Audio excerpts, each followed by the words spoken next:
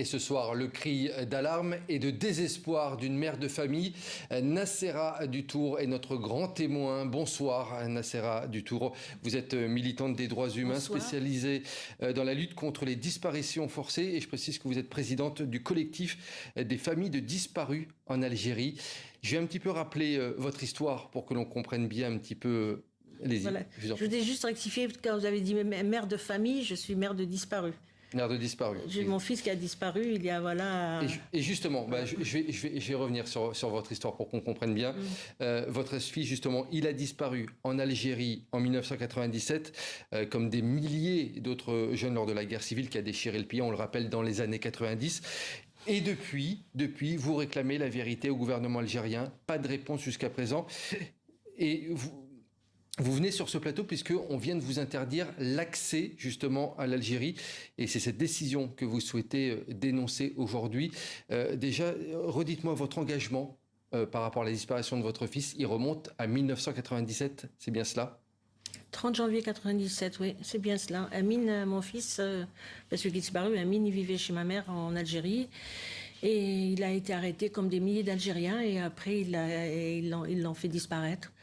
Donc j'ai sillonné l'Algérie pendant des mois et des mois, presque une année entière, à essayer de retrouver mon fils. Voilà. Et puis j'ai avancé dans mes recherches. Ce qui m'avait interpellée, c'était la déshumanisation des services de police, la déshumanisation de tous ces gens officiels, les agents de l'État, les ministères. Je trouvais que c'est plus l'Algérie que je connaissais, c'était une Algérie déshumanisée complètement. D'un autre côté, sur ma route, je rencontrais énormément de mères qui étaient comme moi à la recherche de leur fils.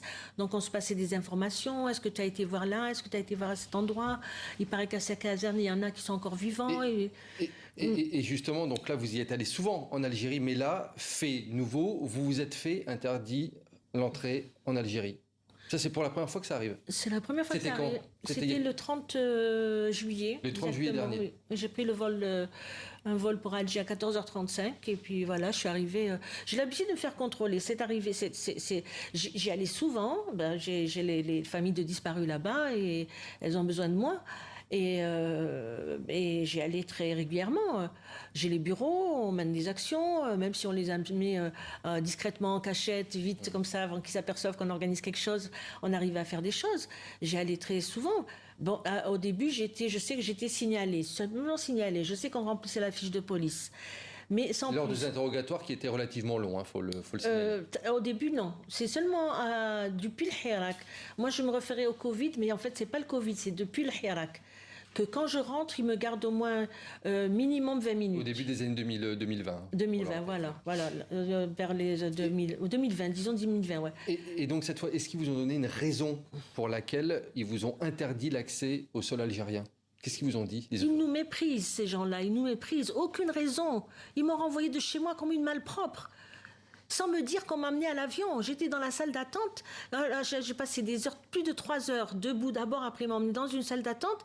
Ils se sont jetés sur moi. Vite, madame, on y va. Et sur le coup, j'ai sursauté, j'ai un peu paniqué.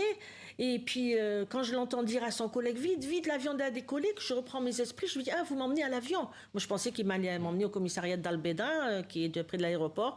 Après, c'est foutu pour moi, c'est la prison de Khléa, la nouvelle prison des femmes. Je m'attendais à tout, sauf qu'on me renvoie de mon pays. On m'expulse de mon propre pays. Vous y êtes allé avec un passeport algérien ? Bien, toujours. Je vais toujours avec mon passeport algérien. Je prends toujours mon billet avec mon passeport algérien. C'est les coordonnées du passeport algérien que je mets sur le billet quand on remplit par Internet. Donc je suis algérienne. Je vois pas pourquoi je n'irais pas avec un. Je suis algérienne. Je suis née algérienne, mes grands-parents sont algériens, mes ancêtres sont algériens. Nous sommes tous des Algériens. Je vois pas comment on peut refouler, expulser. Je dis même pas refouler, c'est trop gentil. C'est expulser de son propre pays, en fait. De mon propre pays. Nacera Dutour, on va revenir justement sur votre combat que vous menez donc depuis 1997. Plus de 8000 personnes, selon vos chiffres, ont été enlevées durant la guerre civile en Algérie. C'est bien cela, on reste à peu près sur ces chiffres, à peu près 8000. C'est même les chiffres que donnent les autorités algériennes quand ils répondent au Comité des droits de l'homme des Nations Unies. 8023 familles ont été, ils disent 2023 familles ont été indemnisées. Ils ont dire ça y est, on cherche plus la vérité. Est-ce qu'on sait Arrêtées, pas enlevées, elles ont été arrêtées, souvent sous les yeux de leur famille, souvent la majorité sur leur lieu de travail, sous les yeux de leur famille, devant les voisins. Est-ce qu'on sait justement qui sont derrière ces enlèvements, derrière ces arrestations? Les agents de l'État, tout confondu. Pendant les années 90, ils ont créé tellement de services qu'on s'y perd. Donc il y a la brigade antiterroriste, il y a les forces combinées, il y a les militaires, il y a les GLD, GLD c'est les groupes d'intelligence, il y a les patriotes, il y a les... Pourquoi ces arrestations? Est-ce qu'il y a une raison, en fait? Pourquoi votre fils... C'était dans le cadre de la lutte antiterroriste. Votre fils a été arrêté pour quelle raison, notamment? Et est-ce qu'ils nous disent pour quelle raison? Moi, ils m'ont expulsé, ils m'ont pas dit pour quelle raison. C'était ça, de me dire on veut pas toi ici dans ce pays. Voilà, il va se débarrasser des disparus et des familles de disparus par la même occasion. Mais ils donnent jamais, ils nous méprisent, ils nous ignorent complètement. Donc là, ils n'ont jamais donné de raison. Tout ce qu'ils savent dire, on n'est pas venu, on n'a pas pris, on n'a pas vu, on ne sait pas, nous on ne fait pas ça, on ne fait pas disparaître. Mais pendant des années, ça a toujours été la même réponse. Jamais ils nous ont donné Certaines familles, on leur a dit, c'est pour les besoins de l'enquête. Et après, on va le libérer. Et depuis, pas de nouvelles? Aucune. Okay. Votre fils, vous avez zéro nouvelle depuis 97? Zéro nouvelle. 2 mois après son arrestation, j'ai pensé le retrouver. Mais malheureusement, ça s'est pas fait. J'avais un ami j'ai perdu de vue, le frère est commandant militaire dans une caserne, et il est venu me voir, il m'a dit, j'ai retrouvé ton fils, tout content. J'ai eu peur c'est comme ça, l'angoisse, le stress, la peur. Et puis je lui dis oui, où? Il me dit, il va revenir, il va te revenir, ton fils. C'était avant l'Aïd el-Kébir, l'Aïd le Grand, du mouton. Et il me dit, après l'Aïd, ton fils, il va venir frapper à ta porte. Eh bien, j'ai attendu. Donc là, vous ne savez pas à l'heure actuelle s'il est vivant ou mort, ou s'il est vivant, dans quel endroit il pourrait se trouver, dans une prison ou autre. Depuis ce jour-là, quand j'ai revu ce monsieur, il m'a dit, t'es content, ton fils t'est revenu, tout ça. Moi, j'ai hurlé de douleur et je lui ai dit, mais c'est une mauvaise plaisanterie. Mon fils n'est pas venu. Il s'est sauvé. Il m'a dit, je comprends pas. Il faut savoir que la torture pendant les années 90 était systématique. Et ce qu'il faut rappeler aussi, c'est que c'est aujourd'hui la loi du silence, c'est l'omerta en Algérie autour de ce dossier, notamment depuis 2005. 2005, c'est une année qui marque un tournant dans votre lutte, puisqu'il y a 20 ans, donc, l'État algérien a adopté la Charte pour la paix et la réconciliation nationale. Pourquoi c'est un tournant dans votre combat et en Algérie, que nos téléspectateurs comprennent bien? Qu'est-ce qui a changé depuis 2005? Ils nous ont fait, je peux le dire, ils nous ont fait mal, ils ont fait très mal. Parce que cette charte, non seulement nous interdit de nous adresser à la justice, et propose une indemnisation financière qui est conditionnée par un jugement de décès. Donc moi, je ne sais pas ce qu'ils ont fait de ma fille et mon fils. Je dois aller au tribunal demander un jugement de décès et je dois ramener 2 témoins qui n'ont jamais rien vu. On rappelle que ce texte, en fait, il prévoyait une amnistie générale dans le pays. La énième amnistie pour les groupes armés islamistes. Et donc c'était pas la première, c'était la 4e. Et cette fois-ci, on intègre dedans les agents de l'État qui auraient dignement sauvé la nation. Et vous dites que dès lors, les crimes commis durant la guerre civile sont passés sous silence à partir de cette date.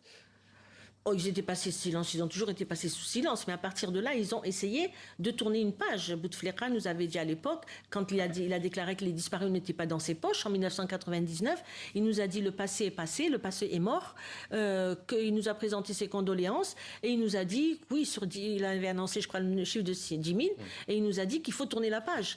Et donc, après, il avait instauré le mécanisme ad hoc. Il a joué la carte des disparus aussi pour son 2e mandat. Ça sera trop long pourquoi je dis ça, mais il a mis le mécanisme ad hoc. Après le mécanisme ad hoc, c'était l'amnistie générale, et après c'était la charte pour la paix et la réconciliation. Il s'est dit, comme ça, on va fermer le dossier. Et ils ont fait campagne pour essayer de fermer ce dossier auprès des instances internationales. Ils sont passés partout, mais ils n'ont pas réussi à le fermer. Ils nous ont violemment dispersés de notre rassemblement hebdomadaire, violemment, coup de poing, coup de pied et tout, pour qu'on soit plus visible sur la place publique, mais on a réussi à tenir quand même bon, et on a réussi à continuer notre travail et à se rendre visible pour pas oublier, pour nos enfants. Je ne me tairai jamais pour mes fils et pour les enfants des autres. Justement, Nassera Dutour, on voit sur ces images ces rassemblements de vos associations, de vos collectifs. Vous le dites, ne pas avoir le droit à la vérité, demander où sont-ils, ça c'est le message que vous souhaitez faire passer pour leur mémoire, puisque au niveau des enquêtes, comme vous le disiez tout à l'heure, on ne sait pas où est-ce qu'ils sont. Non, on a cru pendant un moment qu'ils seraient incarcérés à Tindouf. J'ai eu des informations comme quoi il y aurait une prison secrète. Qui est une prison, c'est ça? Une semblante prison secrète dans cette région de Tindouf. J'ai confirmé par des Marocains qui avaient été là incarcérés pendant plus de 20 ans que ce lieu existe effectivement. Mais depuis, je n'ai pas réussi à en savoir plus. Jusqu'à aujourd'hui, on continue à chercher. Bon, pour ma part, c'est 28 ans. Des fois, je me dis, c'est pas, je désespère et c'est pas maintenant qu'il va revenir. Et même s'il n'est pas mort sous la torture, il serait mort de maltraitance et de mort de malnutrition, de tout ça. Mais je suis mère et je sais pas. Quelque part, je dis toujours, mon fils est vivant et je veux garder sa mémoire vivante de toute façon. Je veux la garder. Pourquoi, selon vous, le gouvernement algérien ne vous aide pas sur ces enquêtes, ne fait pas un pas vers vous? Parce qu'ils sont coupables. Ce sont quand même des agents de l'État qui ont arrêté des milliers de personnes. Le Samtaini, le président de la Commission nationale à l'époque, avait dit ce sont des agents qui ont désobéi. Il avait annoncé le chiffre de 6146, que le mécanisme ad hoc avait recueilli 6146 dossiers de disparition. Il n'a pas dit forcé, mais il a dit disparition du fait des agents de l'État. Mais que l'État est responsable mais pas coupable. Mais comment un agent peut désobéir à son chef?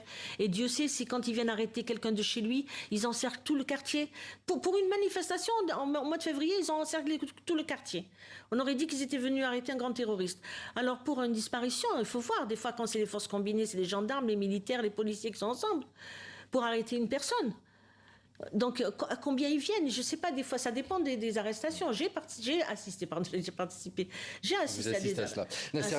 Nasser Hadoutour, une dernière question. Vous allez tenter de retourner de nouveau en Algérie, malgré le dernier refus? Pour l'instant, j'ai posé plainte pour un recours en annulation.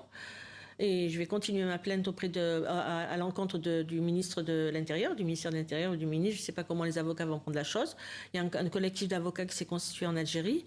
Et on verra en septembre, à la rentrée, je vais voir si l'impunité continue de régner comme ça. Eh ben, j'irai. S'ils veulent faire de moi une martyre, eh ben, ils en feront une. Mais je vais pas me laisser. Et vous avez reçu des messages de soutien depuis? Oh, énormément, du monde entier. Bon, des grandes coalitions internationales contre les disparitions forcées, de la FIDH, des messages de soutien de deux partis politiques, le FFS et le RCD. Je salue au passage Karim Tabou qui m'a envoyé un message super joli. Et je salue toutes les personnes qui m'ont envoyé des messages de solidarité, qui ont fait des communiqués, qui essayent de voir qu'est-ce qu'on peut faire de plus. Qu'est-ce qu'on peut faire de plus? Merci beaucoup pour votre témoignage, Nasser Hadoutour. Merci d'avoir été notre invité ce soir dans le 64 minutes.